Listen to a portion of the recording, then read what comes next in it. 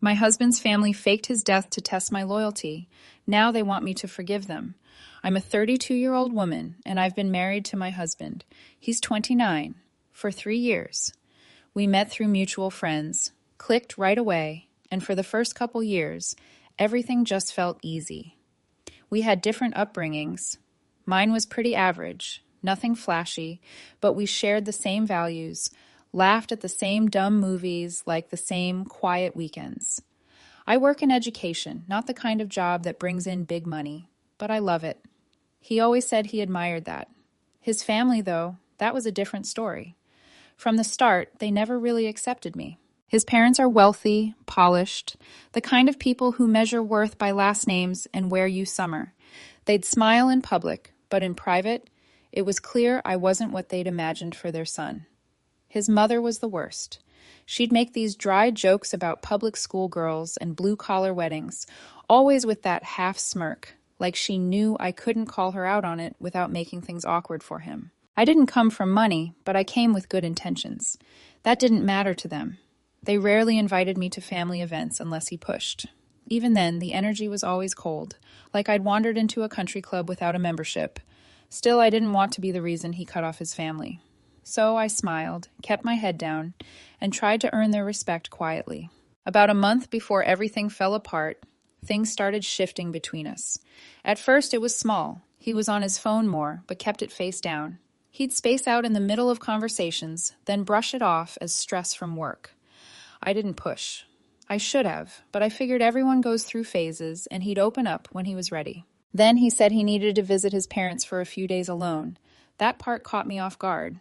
He'd never done that in 3 years of marriage. He usually couldn't stand being at their place for long without me, since they argued constantly behind closed doors. But he insisted this time would be quick and said he just needed a change of scenery. He packed light and left on a Thursday morning. He gave me a hug at the door. Not a quick one, but not a tight one either. More like the kind you give someone you think you won't see for a while, but don't want to admit it yet. After that, he disappeared. I texted the first night, just a quick, "Hope you got there safe." No reply. Called, straight to voicemail. I figured maybe he was tired and forgot his charger, but then the next day passed, and the next. His phone never turned back on. I messaged his brother, his mom, even his cousin. No one gave a straight answer. They all said some version of he needs space, like they were reading off a script. By day 3, I was calling every hour. Nothing. I tried his work too. They said he'd taken personal leave. No one had heard from him. That's when I drove to his parents' house. His mother met me at the door and told me I was being dramatic. She said he was fine, just needed a break from everything, and I should respect that. I filed a missing person report on the drive home. The officer who took it seemed concerned, but said there wasn't much they could do since he'd left voluntarily. Still, they noted it, said they'd contact me if anything turned up. 4 days later, his father called. I picked up right away. His voice was shaking. He said my husband had died. Car accident. Said it happened late at night out near their house and that he was gone. Just like that. I froze. I couldn't even process it, but something didn't sit right. When I asked where it happened and where he was taken, his father just sobbed and said he didn't have the details yet, said they were too upset to think straight. But when I called the hospital he named, they said no one by that name had been admitted. No accident matching that time or location. Nothing. I tried the county office to ask about a death certificate. They said there wasn't one filed. No obituary showed up online either. I called his mother. No answer. I texted. Nothing. His brother blocked me. I even checked with mutual friends to see if they'd heard anything. They hadn't. 2 days after the accident, I heard through one of his coworkers that the family held a private memorial service. I wasn't invited. I wasn't even told where or when it happened. When I called again to try and ask, this time using a different number, his father picked up, said it was only for close family, and hung up. That's when I knew something was wrong. Really wrong. I started writing everything down. Every message, every call, every weird interaction. I didn't know what I was looking for yet, but I needed a trail. With the little money I had saved, I hired a private investigator. I gave him everything. Names, addresses, timelines, even his last known location. He said he'd seen a few situations like this before. Not common, but not impossible either. 2 weeks later, he emailed me a photo. It was him, alive, walking into a restaurant near the beach, sunglasses on, hair tied back, not alone. His brother was with him, and his mother. They looked relaxed, like nothing had happened, like there was never a car crash, no obituary, no tearful phone call about a fatal accident. He was alive, and they knew. They all knew. The photo was still open on my laptop when my sister came over. She didn't knock, just let herself in, saw me on the floor in the hallway, and sat beside me without saying anything. I hadn't moved for almost an hour. Couldn't. I dropped the phone when I got the email. My hands wouldn't stop shaking, and my chest felt like it was caving in. She helped me up, poured water, stayed the night. No questions, just made sure I was breathing. The next morning, I didn't go to his family. I didn't send the photo to anyone. I didn't post it or print it or forward it. I saved it in 2 places and called the investigator instead. He said he'd stay on him for another week and keep logging everything. No surprises, no rush. He just asked for permission to keep digging. I told him yes. Over the next few days, he sent photos, time-stamped, geo-agged, everything documented. My husband was alive, well, and spending his time at a waterfront property just a few hours from where we lived. His parents owned the place. He wasn't hiding in another country. He wasn't in therapy. He wasn't recovering from trauma. He was tan. He was smiling. He wore outfits I'd never seen before and walked barefoot across with Dex with his brother and mother close behind. They drank cocktails, went shopping in nearby towns, even took a yacht out twice. The investigator had photos from every angle. It was impossible to deny. I looked through our shared bank account to see if he touched anything. Not a single dollar was missing. But when I talked to the lawyer who helped us set up that account after marriage, he pulled up a record showing he had his name quietly removed from the account just days before he left. He wasn't taking money. He was leaving his connection to it behind. He'd been moved into a private family trust, something his mother managed through her own advisor. The lawyer looked at me like I was lying when I told him he was supposed to be dead. A week later, I went to his mother's office. It wasn't a planned meeting. I walked in with a copy of the photo, asked the front desk to call her down. They didn't. 2 security guards appeared instead and asked me to leave. I tried to speak calmly. One of them grabbed my arm. The other opened the main doors and motioned me out. I didn't fight back, didn't scream, just left the photo at the reception desk before I was walked out and told not to return. That night, I got a message from a number I didn't recognize. It was just one sentence. "Now we know your true colors." It came from his mother. I didn't reply, just stared at the screen, wondering what true colors even meant. I hadn't shouted. I hadn't posted anything. I hadn't gone to the press or the police. I wasn't even trying to hurt anyone. I just wanted the truth, and they were still playing games. I tried calling 2 of his oldest friends from college. They were both polite but distant. One said she'd heard my husband had gone overseas for mental health treatment. The other said he was told not to contact me because I wasn't coping well. I asked if they believed he was dead. Neither gave a clear answer. They just hung up, then blocked my number. That made 3 people who had now cut me off without explanation. The lawyer I spoke to after that listened carefully and wrote everything down. When I explained how he disappeared, how his family declared him dead, how there was no obituary or death certificate, his pen stopped moving. He said it sounded like a combination of emotional abuse and fraud. I asked if it was abandonment. He said it was worse than that. He asked if I still had the photos. I emailed them over. I didn't go back to work. I used up all my leave days and took the rest unpaid. My boss said she understood, but I could tell she didn't know what to make of it. She didn't ask for details, just told me to take care of things and come back when I was ready. The only person I opened up to fully was my therapist. I'd seen her on and off for a year already, just maintenance check-ins. This time was different. She listened, nodded, then told me I was experiencing ambiguous loss. It's what happens when someone is gone, but not dead, or dead, but not gone. She said it was one of the hardest types of grief to process because you don't get closure. You get questions that never get answered. Then finally, a call came through. It was him. His name lit up on my phone like nothing had ever happened. He sounded normal. "Come." No apology, no panic. Just picked up where he left off like we'd spoken yesterday. He said he had done what he needed to do, that the past few weeks were a test, that he had to know if I'd stay loyal even if I believed he was dead.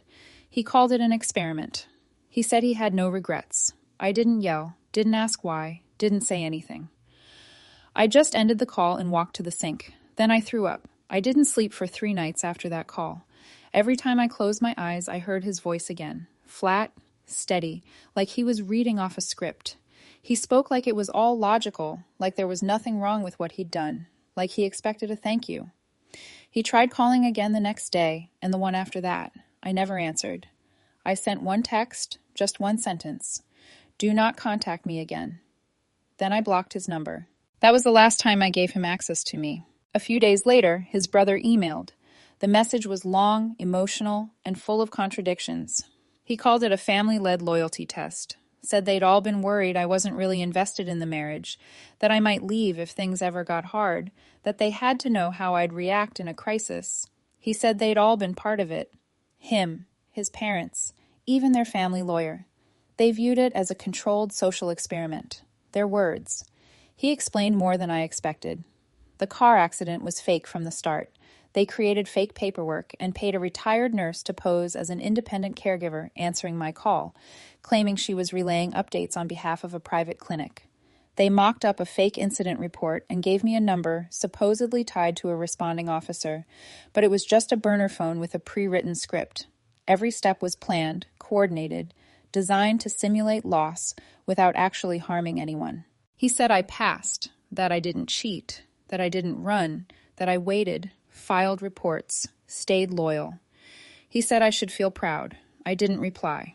I called the same investigator and asked him to find out if anything else had been staged, any legal documents, filed statements, or falsified emails in my name. He said he'd get started. 2 days later, I met the brother in person. He chose a quiet cafe near a university campus. Broad windows, middle of the afternoon, public but not busy. He wore sunglasses and a hoodie, sat with his back to the door. He looked nervous. I brought a folder with me, but didn't open it. He apologized again in person, said their mother never trusted me and that the entire family believed I was only in it for money or status. He said the plan had been in the works for over a year. I asked if he knew what they told me, that his brother was dead, that I grieved, that I couldn't eat or sleep or breathe for days. He said I was supposed to snap by then. He said they wanted to see if I'd go out drinking or start messaging old boyfriends or fall apart at work. They wanted proof. That was his word. Proof. I slammed my hand on the table and stood up. People turned. I walked out. The lawyer I'd spoken to earlier reviewed everything again. He said we were in a gray area legally. Emotional abuse was real, but proving intent and damages would be tricky. There was no written confession, no public record of harm, and since they hadn't stolen money or property, it wasn't financial fraud. He said we might have a case, but only if we documented everything with precision. Dates, names, direct impact on health, finances, and career. I told him to start drawing up divorce paperwork quietly. I didn't want him or his family to know what I was doing until it was already moving. I changed the locks at home the same day, called every utility company, and removed his name from the accounts, canceled the shared streaming platforms, unlinked every device, ordered a new credit card, and rerouted all bank mail to a different address. Then I sent 3 letters, one to him, one to his mother, and one to his father. Cease and desist notices, no contact, no visits, no involvement in any part of my life going forward. My lawyer mailed the originals and emailed backup copies. That's when the backlash started. Mutual friends started texting, a few awkward messages, some polite check-ins. One even asked if I was okay mentally and mentioned that my husband's family had said I was going through a paranoid breakdown. They were planting the story that I was unstable, overreacting, making things up. I didn't respond to any of it, just saved the messages and moved on. One friend, an old roommate, came by in person. She said she didn't know what to believe anymore. She'd heard one thing from them, another from me. I showed her the photos, the private investigator's report, the timeline. She left after 15 minutes and didn't say much, but she texted later to say she'd cut ties with them. At my next therapy appointment, I brought the email from the brother and the recording of our cafe meeting. My therapist listened to all of it. She told me what I was dealing with wasn't just manipulation. It was something called malignant narcissism, where a person or group justifies abuse by painting it as a lesson. She said my husband's family was locked into a groupthink mentality, where they fed each other's beliefs until nothing else mattered. She told me to start documenting everything in writing. Every memory, every moment, every document. Not just for therapy, but for legal purposes. The last message I ever got from my husband came that same week. A text from an unknown number. It said, "You would have cheated if I had been gone longer. You're not mad because it was wrong. You're mad because you got caught caring." I didn't reply. I forwarded it to my lawyer and blocked the number. That was the last time I heard from him. It was a Saturday afternoon when he showed up. No warning, no text, nothing. I opened the door, expecting a delivery. And there he was, standing like it was any other weekend. Sunglasses on, bouquet in hand, smiling like this was normal. He didn't even wait for an invitation, just lifted the flowers and said something casual, like we were still married, like nothing had happened. I didn't let him in. I stepped into the doorway, blocking it with my body. He didn't move, just said the same thing he did in the text. You passed. That's all that matters. Like it was a game, like he was proud of me. He took off his sunglasses and tilted his head, waiting. I told him to leave. He laughed, said I was always dramatic, said he knew I'd never actually call the police. That's when I reached for my phone. He rolled his eyes but didn't push further. Then he said he was ready to come home, not asked to come back. Ready to. Like the whole thing was a temporary break, a challenge I completed. He pulled out his old apartment key and tried it. The deadbolt didn't budge. I changed the locks 2 weeks earlier. He looked confused at first, then annoyed. Before he could say anything else, I asked him plainly if he was admitting his family planned all of it. Every step.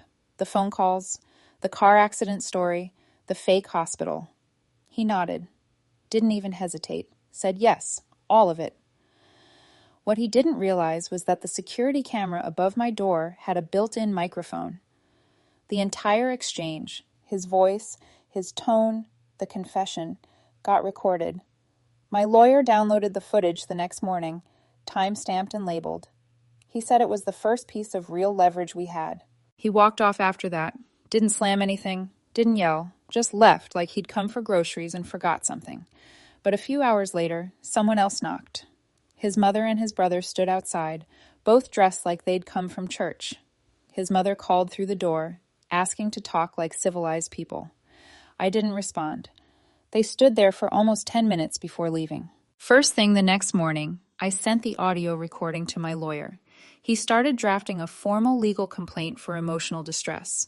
Said we'd have to build a case over time, but the confession gave us a real starting point.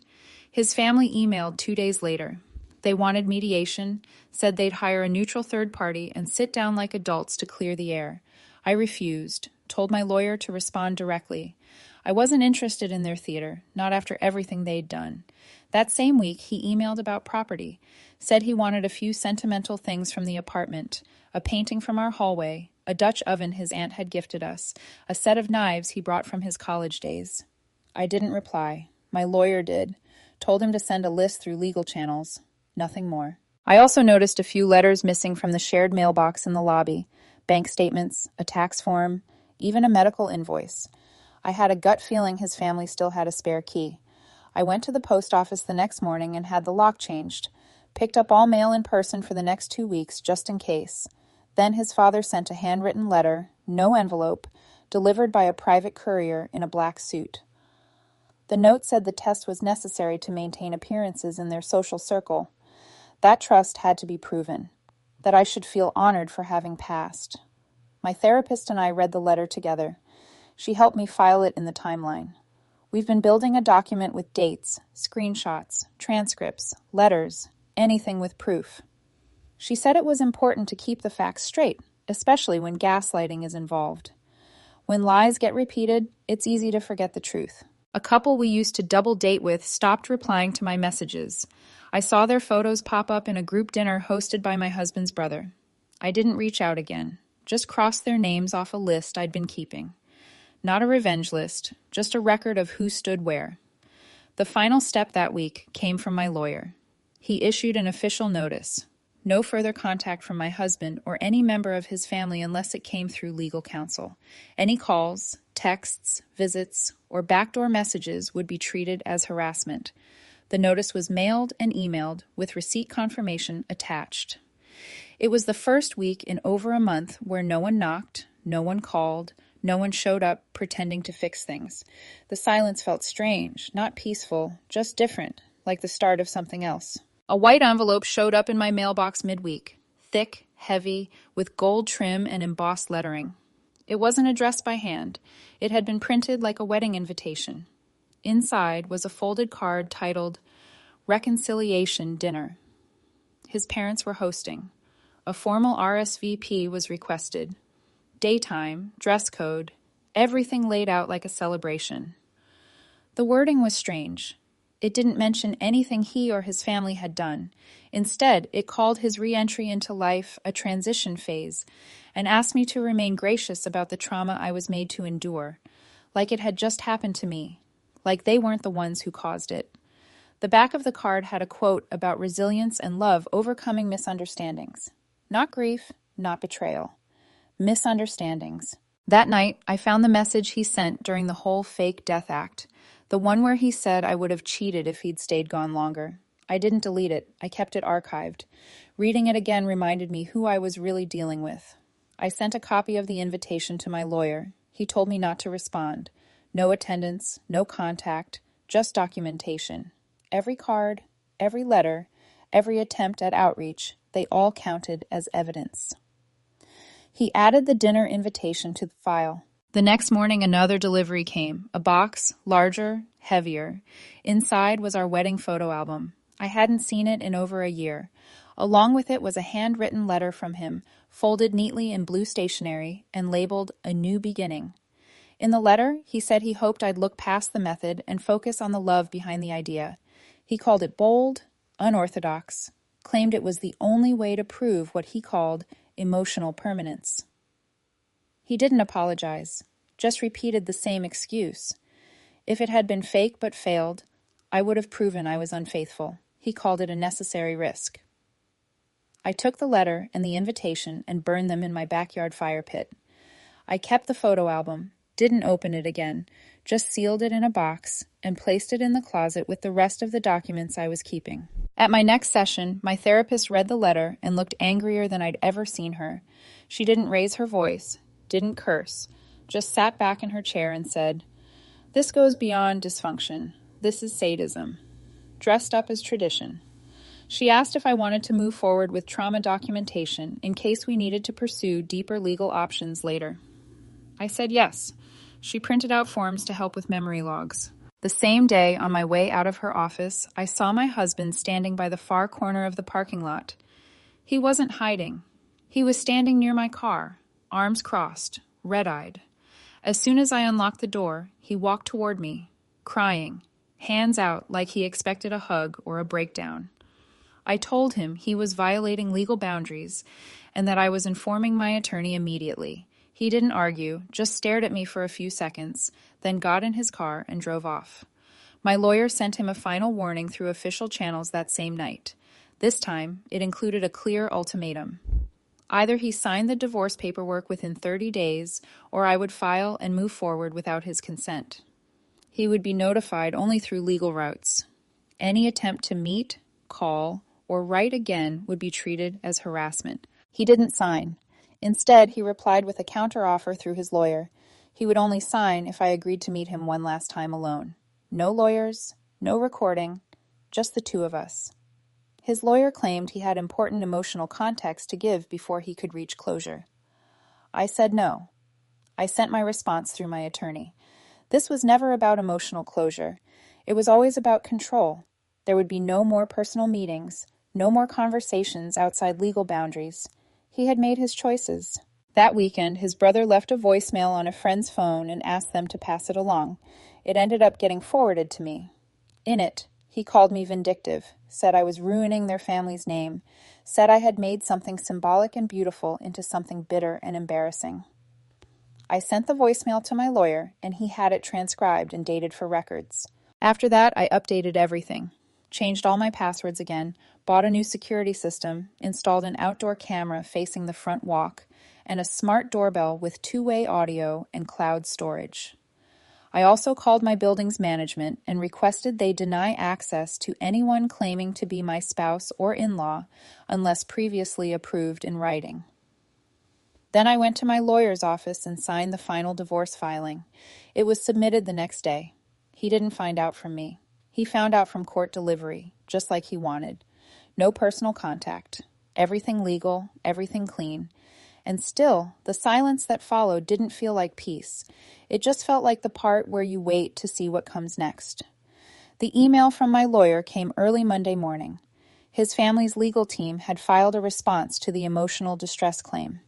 Their defense, that the entire sequence of events was a structured relationship test, a form of immersive psychological evaluation. They claimed it was never meant to harm, only to deepen emotional insight. One lawyer even called it immersive relational dynamics, a term that made the judge raise an eyebrow. By midweek, I started hearing the effects in real life. 2 mutual acquaintances, people I hadn't spoken to in months, started repeating strange phrases. They were just trying to test love. It was unconventional, but not malicious. They hadn't heard this from me. His family was clearly controlling the narrative, framing it like an experimental romantic trial that I'd simply misunderstood. Then the notes started. They showed up in my mailbox. Never signed, always folded neatly, written in blue ink. The first one just said, "You've made your point." Another came 2 days later. "Now let's show them you're the better woman." The handwriting looked familiar. I compared it to the letter his brother had hand-delivered weeks earlier. My lawyer did the same. He believed it was a match. We added it to the evidence packet. That same week, my landlord reached out. Someone had called the property management office asking detailed questions about my lease, length of stay, renewal dates, forwarding addresses. They claimed to be my relative. The manager didn't share anything, but she logged the incident. I filed a report.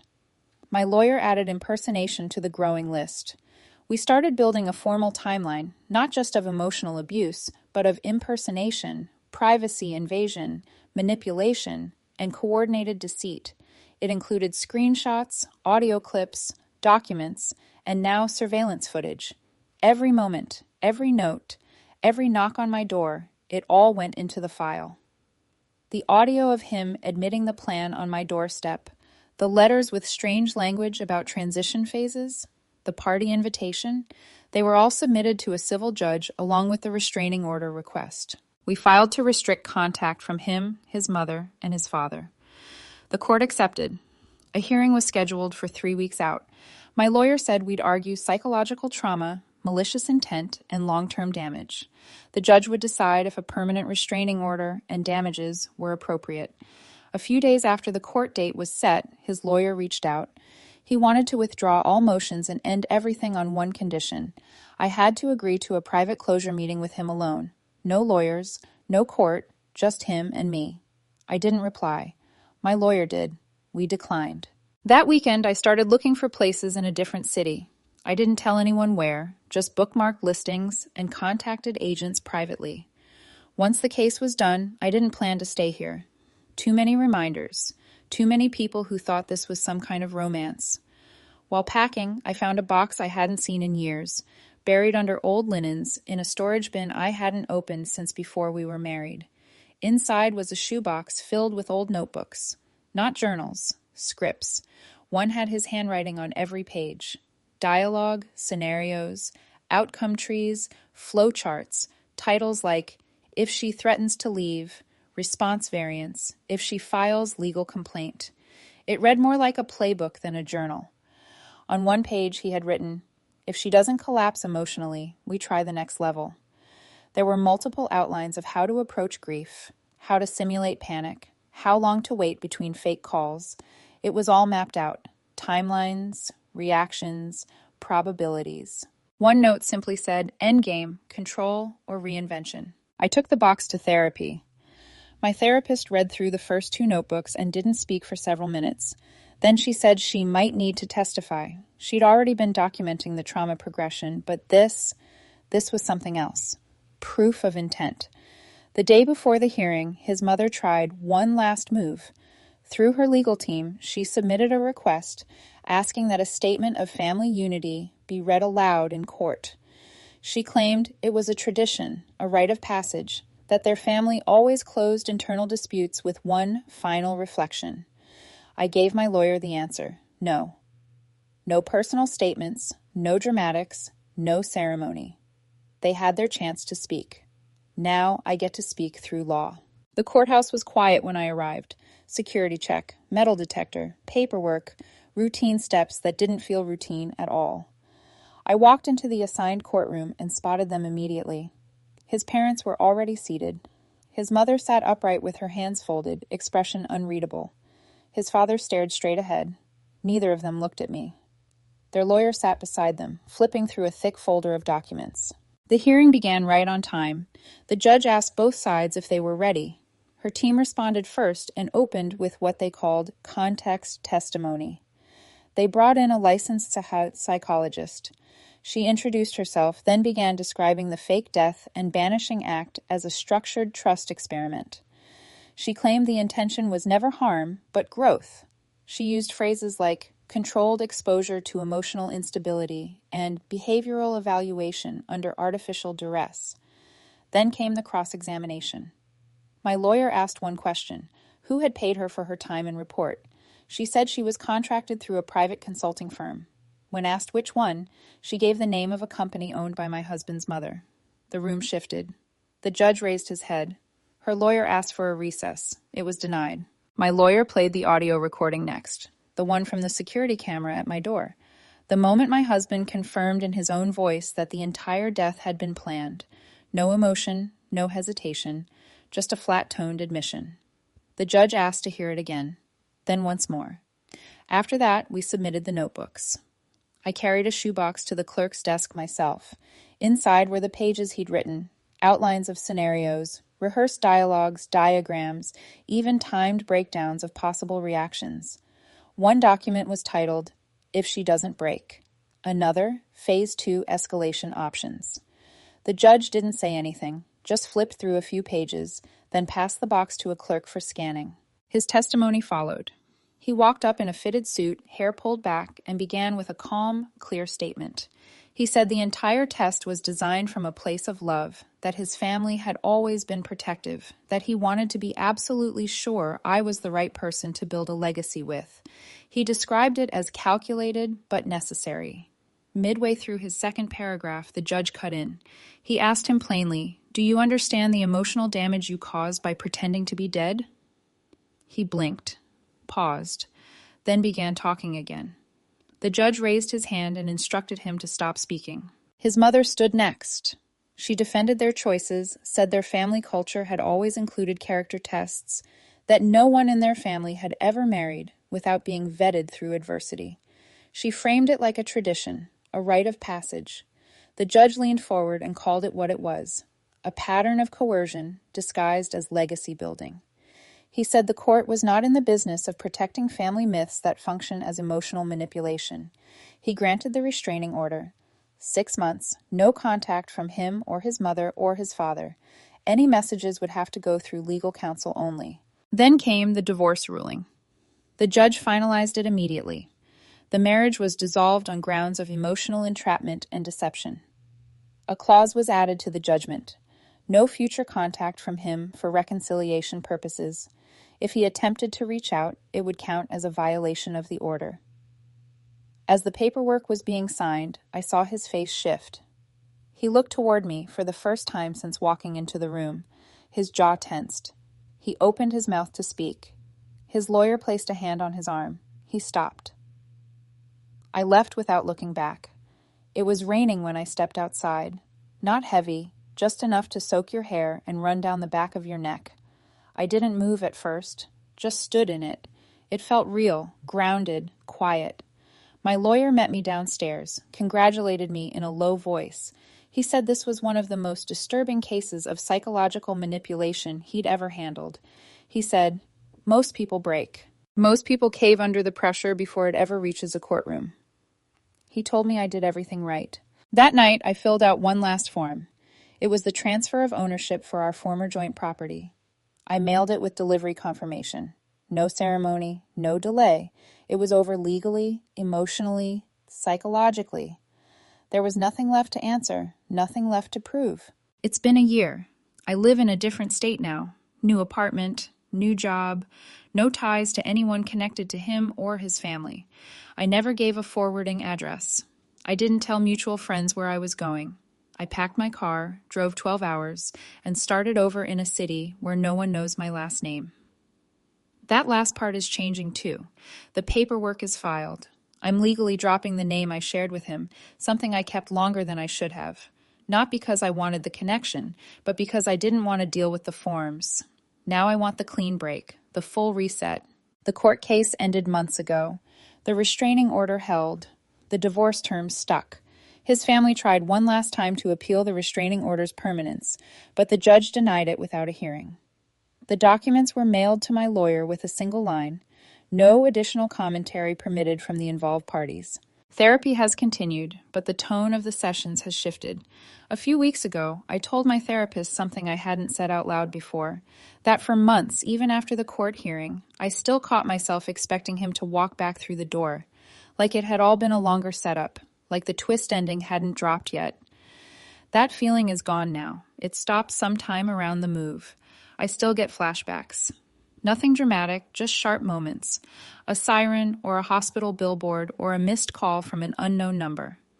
The brain fills in old blanks, but the images don't hold power anymore. They come and go like echoes in an empty room. Last month, I took a weekend trip alone, a national park 3 hours away. I hiked, camped, stayed off my phone. One night, a hiker from another trail site asked to share firewood. We sat in silence mostly, talked about gear, local trails, weather patterns. Nothing deep, nothing forced. It reminded me that human connection doesn't always come with strings or tests or secret games. I wrote a letter the day I came back. Not to mail, just to write. It said, "You broke something in me, but you also freed me from ever needing your approval again." I folded it in half and placed it in the bottom drawer of my desk. That's where it'll stay. My lawyer reached out again recently. The court finalized a decision on financial restitution. Since a portion of our marital assets had been held under his family's control during the test, the judge ordered partial repayment of legal and therapy costs. A forced liquidation of one of their secondary accounts covered the total. The check cleared 2 weeks ago. The house we shared, what used to be our marital home, is gone now. Sold to a young couple expecting their first child. They sent a thank you note for leaving behind a few appliances. I didn't reply. Watching them take the keys didn't trigger anything. I didn't feel sad or angry or relieved. Just done. I went back to the city once for final paperwork. While walking near the county building, I saw him across the street. He was entering a cafe with someone else. I turned and walked the other direction. No pause, no tension, just movement. I didn't need to know who he was with or why he was there. That part of my life doesn't belong to me anymore. A few days later, his lawyer sent one last letter. Simple message. He hopes you are healing. My lawyer asked if I wanted to respond. I said no. On the 1-year mark, the same day I got the phone call saying he was dead, I went hiking. I reached the peak just before sunset. No one else was around. At the top, I pulled a folded slip of paper from my coat pocket. I wrote one sentence on it. I lived through it. I tucked it into a crack in the bark of an old pine tree. Then I lit a candle I'd brought in my pack. Not for him. For the version of me that had survived long enough to reach this point. I watched the flame for a few minutes, then blew it out and stood up. At the top of that ridge, with the wind in my face and no one around, there was nothing left to figure out. No anger, no fear, no questions waiting to be answered, no test to pass. Just stillness. And for the first time in a long time, stillness was enough.